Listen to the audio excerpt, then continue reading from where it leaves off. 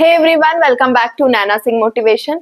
आप सबने बहुत लोगों को ये कहते हुए सुना होगा कि भगवान से डरो, भगवान से डर होना चाहिए। तो आज के इस वीडियो में हम यही जानेंगे कि क्या भगवान से डर होना उचित है, और अगर डरना चाहिए तो क्यों डरना चाहिए, नहीं डरना चाहिए तो फिर किससे डर होना चाहिए।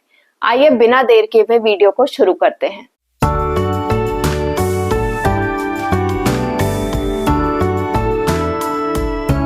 पृथ्वी, इसको कर्म भूमि कहते हैं। ये मृत्यु लोक तो है ही, कर्म क्षेत्र भी है, क्योंकि यहाँ पर हर जीवात्मा अपने कर्मों का फल भोगने के लिए 84 लाख योनियों में विचरण करती है और अपने कर्मानुसार ही अगली योनि प्राप्त करती है। इसी 84 लाख योनियों में एक योनि मनुष्य का शरीर भी है। इस मनुष्य के शरीर को हम मोक्ष का द्वार भी कहते हैं, क्योंकि इसमें दो ऐसी स्पेशल पावर दी जाती हैं जो किसी और योनि में नहीं है। पहली पावर होती है कि सोचने समझने की शक्ति मिलती है, हम सही और गलत में फर्क करके उस पर चल सकते हैं। दूसरी होती है कि हम परमपिता सच्चिदानंद को सोच सकते हैं, समझ सकते हैं, उनका चिंतन कर सकते हैं, उनके बताए हुए रास्ते पर चल सकते हैं, कई सारी पुस्तकें पढ़ सकते हैं जो कि हॉली बुक्स होती हैं, हमारी भगवत गीता, रामायण और भी बहुत कुछ, और साथ में कई देवी देवताओं को भी पूज सकते हैं, सबकी पूजा अर्चना कर सकते हैं, होम कर सकते हैं, तपस्या कर सकते हैं, सब कुछ।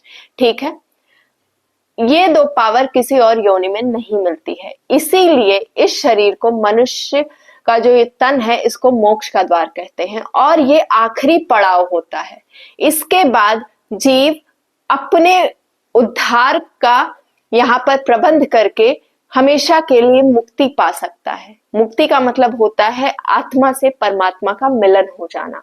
वो होने के बाद वापस से जीवन मरण के चक्र में नहीं पड़ना पड़ता है। ठीक है, अब यहाँ पर समझने वाली बात यह है कि भगवान से डरना चाहिए या नहीं। देखिए, जो ज्ञानी जन होते हैं, जिनको थोड़ा सा आध्यात्म और भगवान की दया से सोचने समझने की शक्ति होती है, जो सत्कर्मों में रहते हैं, जो विश्वासी होते हैं, वो ये जानते हैं कि भगवान डरने की चीज नहीं है। भगवान अथाह प्रेम है, दया का सागर है। भगवान से डरना नहीं चाहिए, किसी भी कीमत पर नहीं डरना चाहिए। भगवान से ना डरे तो किससे डरे? डरना यहाँ पर चाहिए अपने पाप कर्मों से, क्योंकि यहाँ पर भगवान नहीं रिस्पॉन्सिबल है कि आपको जीवन देते हैं, फिर आपको मरण देते हैं, कि आपको पाप का फल देते हैं कि पुण्य का फल देते हैं। यहाँ पर भगवान ये सब काम देखते ही नहीं है, उनका ये सब काम है ही नहीं।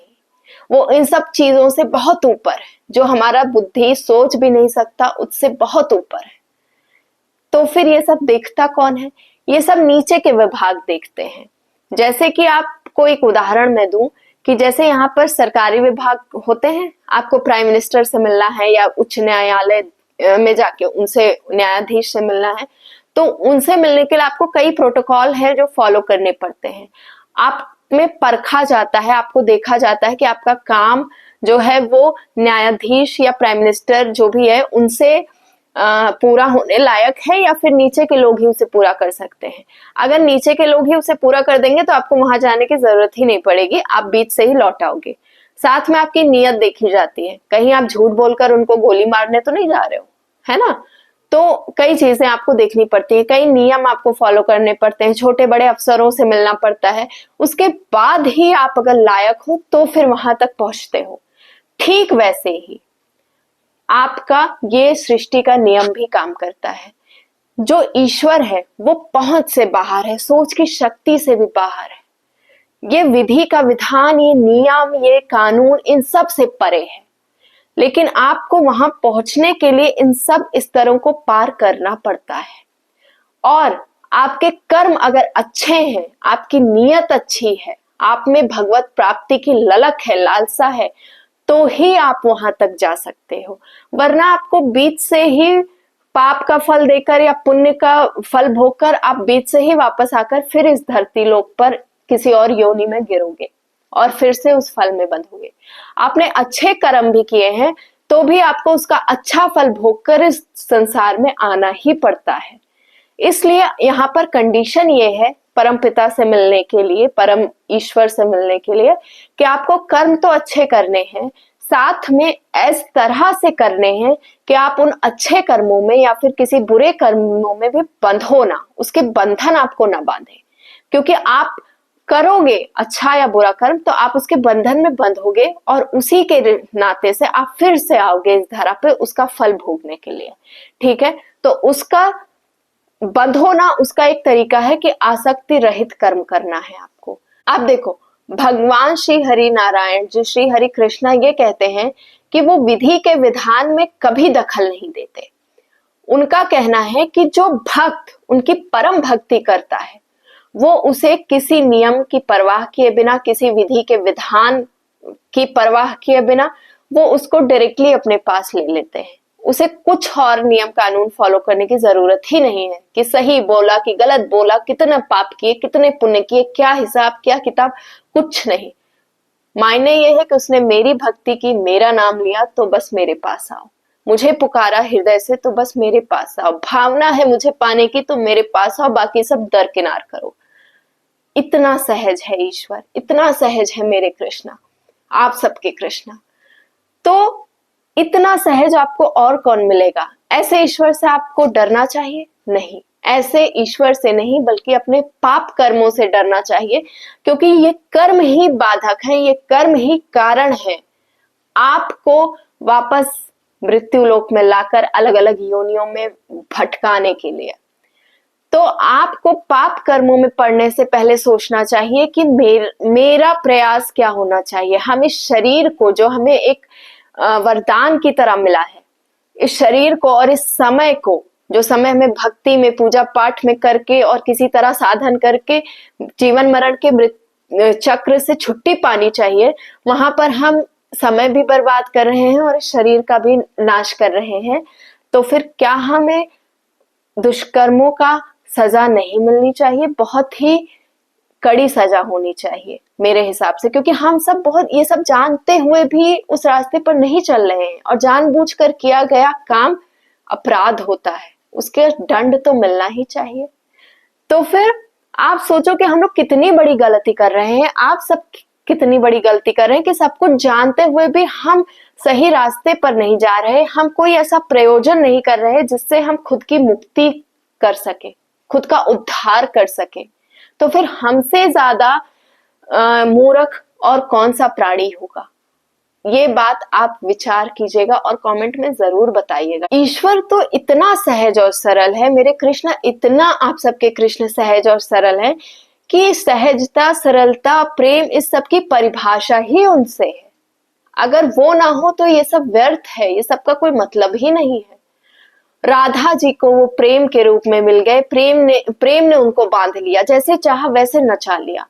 भक्ति ने उनको, सोचो, शबरी ने उनको पा लिया, मीरा ने उनको पा लिया, है ना, और प्रहलाद ने उनको पा लिया। आप सोचो, हिरण्यकश्यप, कंस, ये सब तो नफरत करते थे, राक्षस थे, पर उनकी नफरत में भी इतनी शक्ति थी कि वो अपने शत्रु के रूप में ही भगवान को वो पा लिए।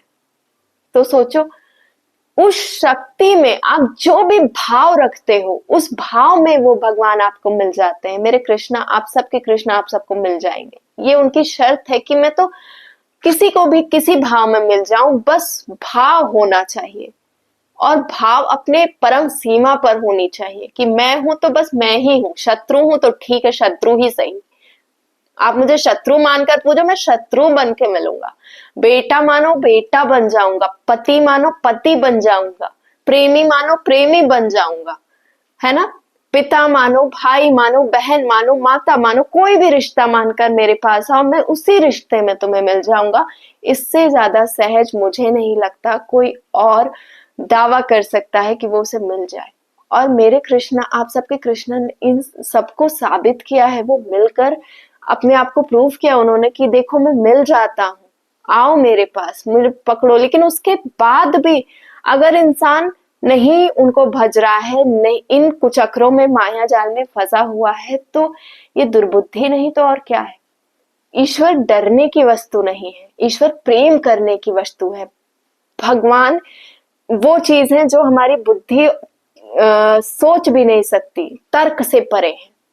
उन्हें तर्क नहीं पा सकता कि आप साइंस लगाओ, दिमाग लगाओ, आप उन्हें पा जाओ। तो डरना आपको आपके कुकर्मों से चाहिए, क्योंकि अगर आपने पाप कर्म किए हैं, अगर आपका कर्म सही नहीं है, आप भक्ति भी नहीं कर रहे हो, तो फिर आप ये पहले से जान जाओगे कि आपको ईश्वर की प्राप्ति नहीं हो सकती, आप मोक्ष नहीं प्राप्त कर सकते। ठीक है, तो आपका हर एक प्रयास होना चाहिए इस जीव का जो अंदर आपके है उसको उसके परमात्मा से मिलाना। ये हर एक जीव का, हर एक प्राणी का कर्तव्य होना चाहिए। तो आई होप कि आप लोग इस कर्तव्य को समझो और इस वीडियो से ये जानो कि भगवान डरने की चीज नहीं है, भगवान प्रेम करने की चीज है, भगवान डर से बहुत ऊपर है।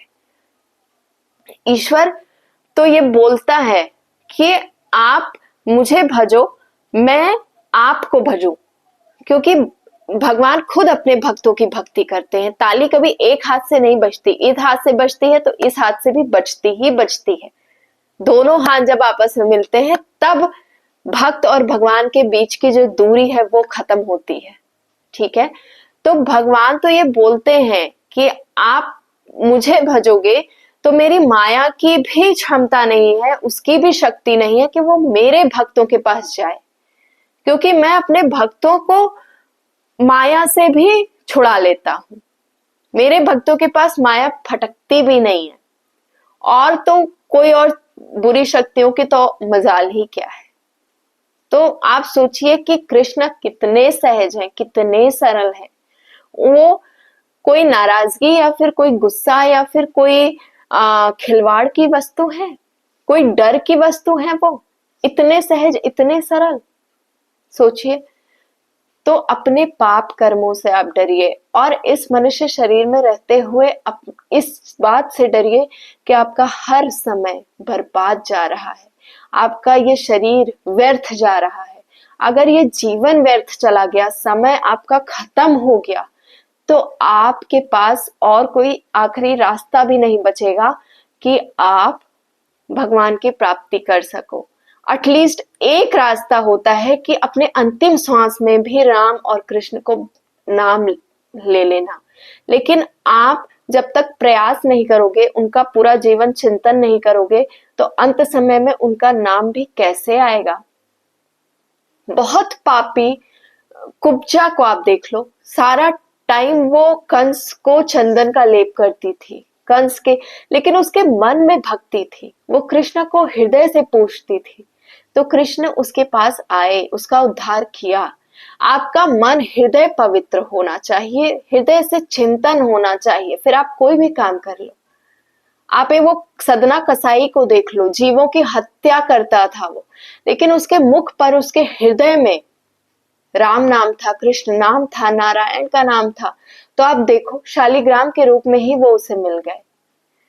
तो कितना सहज है। आप इस शरीर से कोई भी दुष्कर्म करो, कुछ भी करो, पर आपका हृदय निर्मल होना चाहिए। आप जो कर रहे हो वो आपका काम होना चाहिए, ये नहीं कि आपने भगवान का नाम आधार बनाकर और पाप किए जा रहे हो। ये नहीं होना चाहिए कि हाँ मैं पाप कर रहा हूं, भगवान का नाम ले लूंगा, ठीक हो जाएगा। नहीं, ये आप जानबूझकर कर रहे हो। आपने जितना पाप किया है वो करके आगे आप पाप ना करो, इसका संकल्प लो और फिर भगवान को समर्पण कर दो, वो सारे पिछले पाप आपके धुल जाएंगे। लेकिन आगे पाप कर्म करते रहो। और सदना कसाई का ये काम था, ये उसका व्यवसाय था, वो अपने काम के प्रति ईमानदार था, लेकिन हृदय से वो भगवान का भक्त था, इसलिए उसे मिले। तो आप सोचो कि आप कितने भी पापी क्यों ना हो, जब पूरा जीवन हृदय से चिंतन करोगे तभी आखिरी समय में वो नाम आपके मुख पर आएगा। वरना सारा जीवन आप मोह माया में, पैसा रुपया, रिश्ते नाते में फंसे हो और अंत समय आप चाहो कि राम नाम ले लोगे तो आएगा? नहीं आएगा। इसलिए इस शरीर का उद्धार करने की कोशिश करिए। ये चला गया तो आपके पाप कर्म ही कारण बन जाएंगे आपको इस धरती पर, इस जीवन मरण के चक्र में वापस लाने के लिए। तो अंत में यही कहूंगी कि भगवान डरने की वस्तु नहीं है। भगवान से ज्यादा सहज, सरल, प्रेम का प्रतीक और निर्मल कुछ भी नहीं है, कुछ भी नहीं। तो अपने कर्मों से डरना चाहिए इंसान को, अपने पाप कर्म, अपने दुष्कर्म, अपने कुकर्म, क्योंकि इंसान को सोचने समझने की शक्ति दी गई है। अगर वो नहीं कर रहा है तो वो इस चीज का ब्लेम भगवान पर नहीं डाल सकता कि भगवान मुझसे ये करा रहे हैं। नहीं, भगवान नहीं कराते। भगवान तो कहते हैं मैं विधि के विधान में दखल ही नहीं देता, पर जो भक्त मुझे भजता है मैं उसे अपने पास ले लेता हूं, ये कंडीशन है। पर वो विधि के विधान में दखल नहीं देते। ठीक है, आई होप आप लोग को वीडियो समझ में आई हो, आपको ये कॉन्सेप्ट क्लियर हुआ हो कि डरना चाहिए या नहीं। अच्छी लगी हो वीडियो तो लाइक कर दीजिएगा, चैनल पर नए हैं तो सब्सक्राइब भी कर दीजिएगा, और साथ में कुछ और भी डिटेल में जानना चाहते हैं तो कमेंट करके पूछिएगा, क्योंकि मैं सोच रही हूँ कि एक क्वेश्चन आंसर का एक सेशन के रूप में मैं बनाऊं। आप लोगों के बहुत सारे क्वेश्चंस हैं जिसको मैं एक एक करके, अब उस पर मैं एक एक वीडियो तो नहीं बना सकती पर उसका जवाब जरूर दे सकती हूँ। तो बहुत जल्दी ही एक क्वेश्चन आंसर के सेशन में आप सबसे भी मिलूंगी, आप सबके क्वेश्चन का मैं जवाब दूंगी, इसलिए आप सबका कोई भी क्वेरी हो आप मुझे कमेंट करके पूछ सकते हैं। ठीक है, मिलती हूँ आपसे नेक्स्ट वीडियो में।